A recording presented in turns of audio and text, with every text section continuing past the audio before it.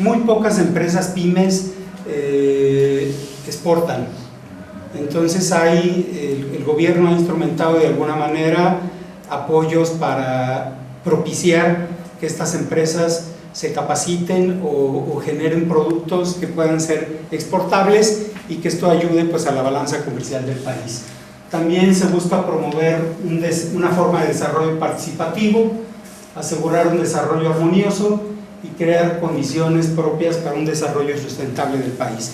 Es importante mencionar que la mayoría de las empresas pymes en México nacen sin un diagnóstico previo, o sea, son empresas que se generan a partir de ciertas condiciones del mercado y que pues se empiezan a crear, pero sin ningún fundamento administrativo, digamos, o sea, no tienen ningún asesoría. Generalmente decimos que son empresas familiares. Ahí el jefe de familia es el que hace las veces de contador, gerente, personal, compras, ventas, y esto pues impide también que las empresas puedan desarrollarse de una manera armónica y funcional.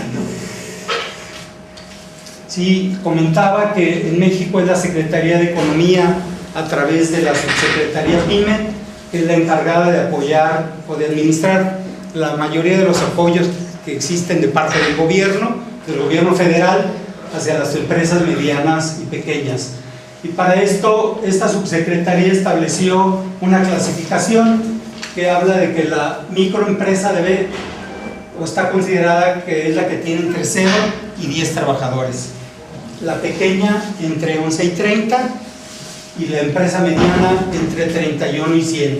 La mayoría de estas empresas están, para las empresas que se dedican al sector industrial, la microempresa debe contar con 10 o menos trabajadores, la pequeña entre 11 y 50, aquí la diferencia con esta, y la mediana entre 51 y 250.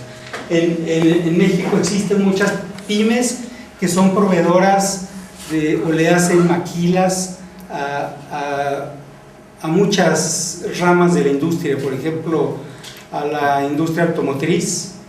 Hay pequeñas empresas que les fabrican o les arman arneses eléctricos o les fabrican cubiertas de las puertas, y son empresas que generalmente andan entre este y este rango, ¿verdad? Son empresas muy grandes, pero que dependen fundamentalmente de las cadenas productivas que existen en el sector, por ejemplo, automotriz.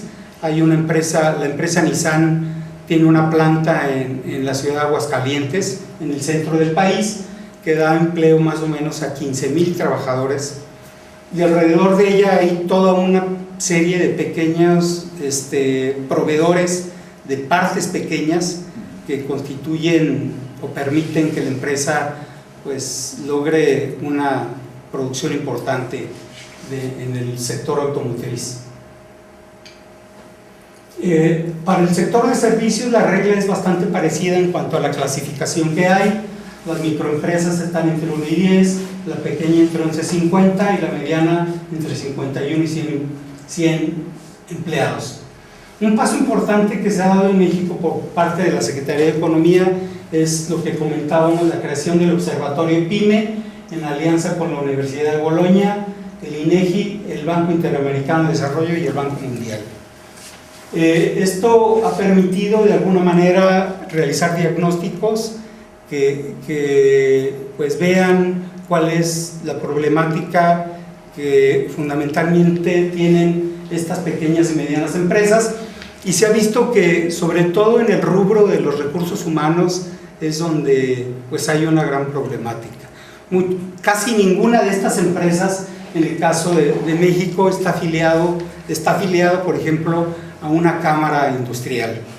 O sea, por ley en México todas las empresas deben estar afiliadas a alguna cámara, ya sea de la industria de la transformación o cámara de comercio, etcétera, pero las pymes casi particularmente ninguna está afiliada, por lo tanto pues es difícil que reciban asesoría especializada que brindan las cámaras en estos casos, y Y también pues existe un poco de desconfianza de las pymes respecto a los apoyos que proporciona el gobierno. Fundamentalmente el gobierno lo que da son créditos, muchos de los cuales son a fondo perdido. O sea, lo que hace que, esto quiere decir que las empresas no pagan nada del crédito que les dé el gobierno. Esto propicia toda una serie de cosas ahí muy raras que tienen que ver incluso con un poco de corrupción. Son empresas que se crean para solamente estar recibiendo esos apoyos y que generalmente no duran un par de años cuando mucho, ¿no? Tiene como objetivo generar información cualitativa y cuantitativa que permita reorientar los esfuerzos que hace el gobierno federal y los gobiernos de los estados para apoyar a las pequeñas y medianas empresas. Por ejemplo, dentro de los diagnósticos que arrojó fue que del 99% que representan estas empresas, el 65% son empresas de tipo familiar. De estas, solo el 45% tiene una antigüedad de 12 años en el mercado. Y un 12% son empresas con menos de 4 años en el mercado. O sea, es toda una idea que estas empresas pues, no tienen una vida muy larga, sino son empresas que generalmente se funden, como decía el maestro, de una manera muy rápida. La mayoría de estas empresas se desenvuelven sobre todo en el área de servicios y de manufactura. Los estados de la República Mexicana donde se concentra la mayoría de estas pequeñas y medianas empresas son el Estado de México, el Estado de Veracruz, el Estado de Jalisco y el Estado de Puebla. Estas empresas, este sector de servicios fundamentalmente está atendido por empleados en un 52% hombres y un 48% mujeres. Como ustedes saben, hasta hace todavía algunas décadas, México tenía una participación importante dentro del sector maquilador hacia Estados Unidos. En la frontera México con Estados Unidos existía toda una serie de medianas empresas que le maquilaban sobre todo a la industria electrónica de Estados Unidos partes de componentes electrónicos que después eran incorporados o ensamblados en otro lugar.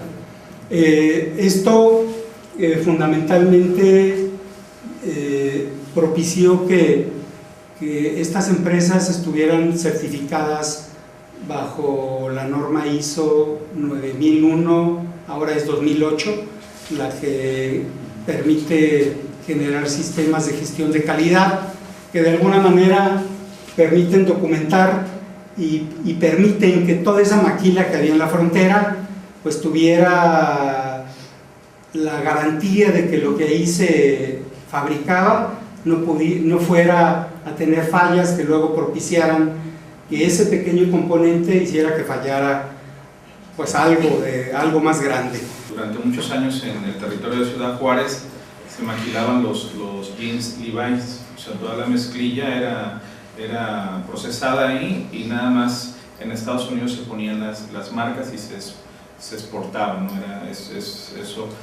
Eso desapareció también, se cambió de estado por cuestiones de inseguridad, que también ese es otro factor que ha hecho que algunas pequeñas y medianas empresas en México también tengan una vida muy corta.